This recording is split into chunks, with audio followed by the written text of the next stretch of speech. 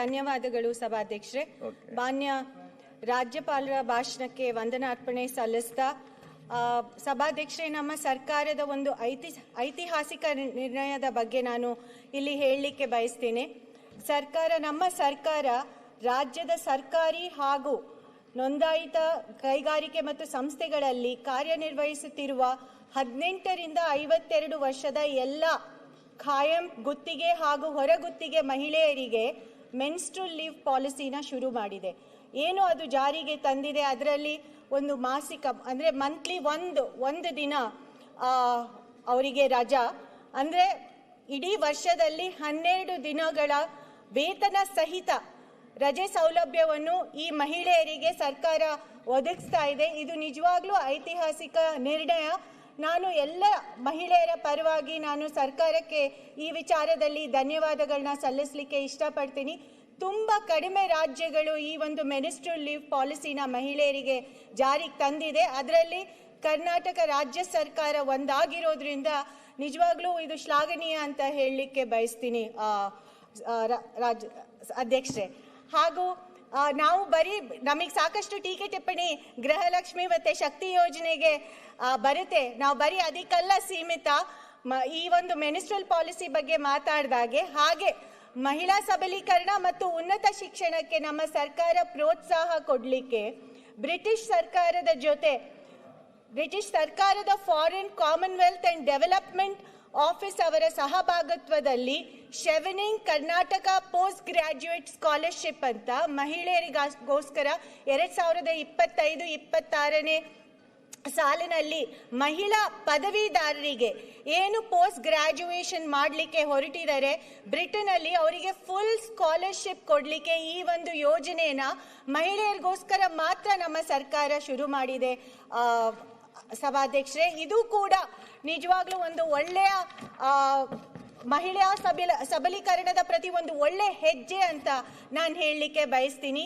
ಯಾವ ರೀತಿ post graduation ಬ್ರಿಟನ್ನಲ್ಲಿ ಮಾಡಲಿಕ್ಕೆ ಅವಕಾಶ ಇದೆ, ಅದೇ ರೀತಿ ನಮ್ಮ ಸರ್ಕಾರ ಸರ್ಕಾರಿ ಕಾಲೇಜುಗಳಲ್ಲಿ ಓದಿದ ಮಹಿಳೆಯರಿಗೆ ಏನು ಉನ್ನತ ಶಿಕ್ಷಣ ಮುಂದುವರಿಸಲಿಕ್ಕೆ ಇಷ್ಟಪಡ್ತಾರೆ ಅವರಿಗೆ ಅಜೀಂ ಪ್ರೇಮ್ಜಿ ಫೌಂಡೇಶನ್ ಅವರ ಸಹಯೋಗದ ಜೊತೆ ನಮ್ಮ ಸರ್ಕಾರ ಪ್ರತಿ ವಿದ್ಯಾರ್ಥಿಗೆ ಅಂದರೆ ವಿದ್ಯಾರ್ಥಿನಿಗೆ 30,000 ರೂಪಾಯಿ ನೀಡುವ ಒಂದು ಮಹತ್ವದ ಕಾರ್ಯಕ್ರಮ ಕೂಡ ನಮ್ಮ ಸರ್ಕಾರ ಹೋದ ವರ್ಷ ಶುರು ಮಾಡಿದೆ ಅಂತ ಹೇಳಲಿಕ್ಕೆ ಬಯಸ್ತೀನಿ. ಈ ಒಂದು 3 ವಿಚಾರಗಳಲ್ಲಿ ಮಹಿಳೆಯರಿಗೆ ನಮ್ಮ ಸರ್ಕಾರ ಯಾವ ಮಟ್ಟಕ್ಕೆ ಮಹಿಳೆಯರ ಸಬಲೀಕರಣಕ್ಕೆ ನಮ್ಮ ಸರ್ಕಾರ ಇದೆ ಅಂತ ತೋರಿಸ್ಕೊಟ್ಟಿದೆ ಅಂತ ನಾನು ಭಾವಿಸ್ತೀನಿ.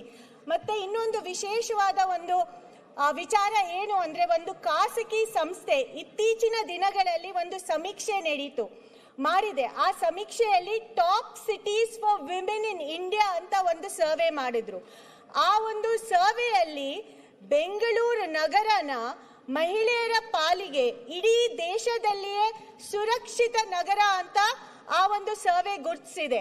ಸಾಕಷ್ಟು ಟೀಕೆ ಟಿಪ್ಪಣಿ ನಮ್ಮ ಕಾನೂನಿನ ಸುವ್ಯವಸ್ಥೆ ಬಗ್ಗೆ ಏನು ನಮ್ಮ ವಿರೋಧ ಪಕ್ಷದವರು ಮಾಡಿದ್ರು, ಅವರ ಏನು ಪಕ್ಷಗಳು ಎಲ್ಲಿ ಸರ್ಕಾರ ಆಡಳಿತ ಮಾಡ್ತಾ ಇದೆ, ಡೆಲ್ಲಿಯಲ್ಲಾಗ್ಲಿ ಅಥವಾ ಬಾಂಬೆಯಲ್ಲಾಗ್ಲಿ ಈ ರೀತಿ ಅವರಿಗೆ ಬಿರುದು ಎಲ್ಲೂ ಸಿಕ್ಕಿಲ್ಲ. ಆದ್ರೆ ಅದು ಬೆಂಗಳೂರಿಗೆ ಸಿಕ್ಕಿದೆ, ಬೆಂಗಳೂರು ನಗರಕ್ಕೆ ಸಿಕ್ಕಿದೆ.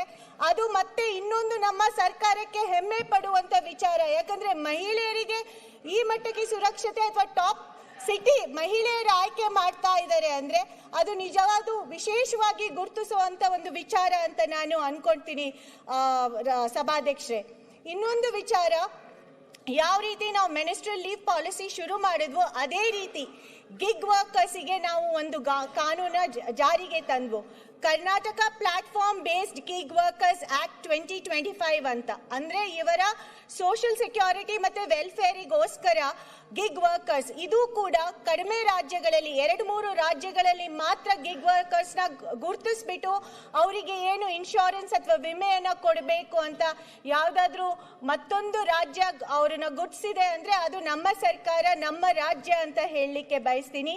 ಈ ಒಂದು ಕಾನೂನಿನ ಅಡಿಯಲ್ಲಿ 10,468 ಫಲಾನುಭವಿಗಳನ್ನ ಈ ವಿಮೆಯನ್ನು ಏನು ನಾವು ಗಿಗ್ ವರ್ಕರ್ಸ್ ಪಾಲಿಸಿ ಮೂಲಕ ಇನ್ಶೂರೆನ್ಸ್ ಕೊಡಲಿಕ್ಕೆ ಹೊರಟಿದ್ದೇವೆ. 10,468 ಫಲಾನುಭವಿಗಳು ರಿಜಿಸ್ಟ್ರೇಷನ್ ಮಾಡಿಕೊಂಡಿದ್ದಾರೆ.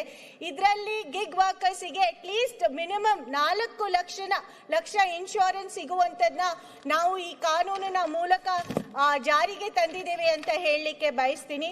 ಇದು ನಿಜವಾಗ್ಲೂ ಒಂದು ವಿಶೇಷವಾದ ಕಾನೂನು. ಯಾಕಂದ್ರೆ ಗಿಗ್ ವರ್ಕರ್ಸ್ ಈಗಿನ ಒಂದು ಆಧುನಿಕ ಜೀವನದಲ್ಲಿ ಸಾಕಷ್ಟು ಇವರನ್ನ ನಾವೆಲ್ಲರೂ ಉಪಯೋಗಿಸ್ತೀವಿ.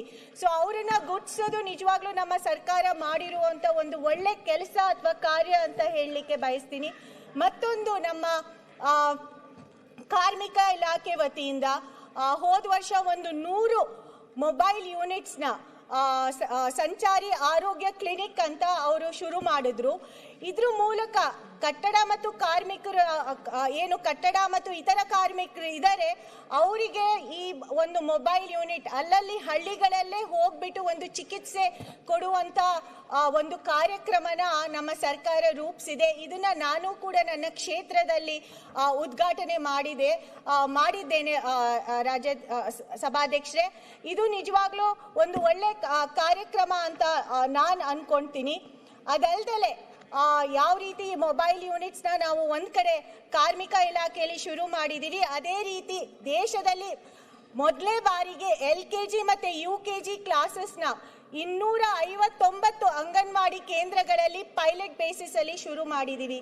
ಇದು ಕೂಡ ಮಹತ್ವಾಕಾಂಕ್ಷಿ ಯೋಜನೆ ಅಂತ ನಾನು ಭಾವಿಸ್ತೀನಿ. ಯಾಕಂದ್ರೆ ಎಲ್ಲೂ ಕೂಡ ಇಡೀ ದೇಶದಲ್ಲಿ LKG UKG ಅಂಗನವಾಡಿ ಕೇಂದ್ರಗಳಲ್ಲಿ ಶುರು ಮಾಡಿಲ್ಲ. ಇದು ಗ್ರಾಮೀಣ ಮಟ್ಟದ ಮಕ್ಕಳಿಗೆ ನಿಜವಾಗ್ಲೂ ಒಂದು ಮಹತ್ವಕರವಾದ ಯೋಜನೆ ಅಂತ ನಾನು ಭಾವಿಸ್ತೀನಿ. ಯಾಕಂದ್ರೆ ಎಲ್ಲರಿಗೂ ಬೇಕಾಗಿದೆ, ಎಲ್ಲ ಪೋಷಕರಿಗೂ ಒಂದು ಆಸೆ ಇರುತ್ತೆ ಅವ್ರ ಮಕ್ಕಳು ಪ್ರೈಮರಿ ಶಾಲೆಗೆ ಪ್ರೀ ಪ್ರೈಮರಿ ಅಂತ ನಾವೇನು ಹೇಳ್ತೀವಿ LKG UKG ಅವರಿಗೂ ಇಂಗ್ಲೀಷಲ್ಲಿ ಕಲಿಸ್ಕೊಡ್ಲಿ. ಅಲ್ಲೇ ಏನು ಮಕ್ಕಳು 5-6 ವರ್ಷ ಶುರು ಮಾಡ್ಕೊಳ್ತಾರೆ ಅಲ್ಲೇ ಅವರಿಗೆ ಇಂಗ್ಲಿಷ್ ಮೀಡಿಯಂ ಅಲ್ಲಿ ಓದಿಸ್ಲಿ ಅಂತ ಪೋಷಕರಿಗೆ ಒಂದು ಆಸೆ ಏನಿರುತ್ತೆ ಅದನ್ನು ಕೂಡ ಈ LKG UKG ನಾವೇನು ಅಂಗನವಾಡಿ ಕೇಂದ್ರಗಳಲ್ಲಿ ಶುರು ಮಾಡಿದೀವಿ ಅದರಿಂದ ನಮಗೆ ನಿಜವಾಗ್ಲೂ ಗ್ರಾಮೀಣ ಮಟ್ಟದ ಮಕ್ಕಳಿಗೆ ಉಪಯೋಗ ಆಗುತ್ತೆ ಅಂತ ನಾನು ಅನ್ಕೊಳ್ತೀನಿ.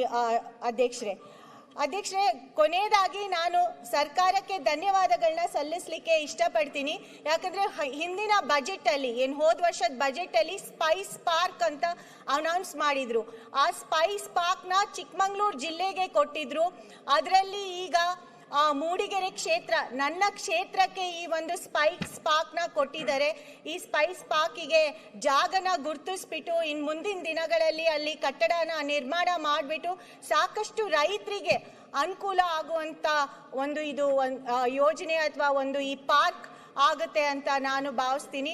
ಅದಕ್ಕೆ ನಾನು ಸರ್ಕಾರಕ್ಕೆ ಧನ್ಯವಾದಗಳನ್ನ ಸಲ್ಲಿಸ್ತಾ ಈ ಒಂದು ಏನು ಯೋಜನೆ ಸ್ಪೈಸ್ ಪಾರ್ಕ್ನ ಆದಷ್ಟು ಬೇಗ ಶುರು ಮಾಡಿದ್ರೆ ಅಲ್ಲಿ ಅಕ್ಕಪಕ್ಕದ ತಾಲೂಕಿನ ರೈತರಿಗೂ ಕೂಡ ಇದರಿಂದ ಸಹಾಯಕ್ಕೆ ನಿಮಗೆ ಧನ್ಯವಾದಗಳನ್ನ ಸಲ್ಲಿಸಲಿಕ್ಕೆ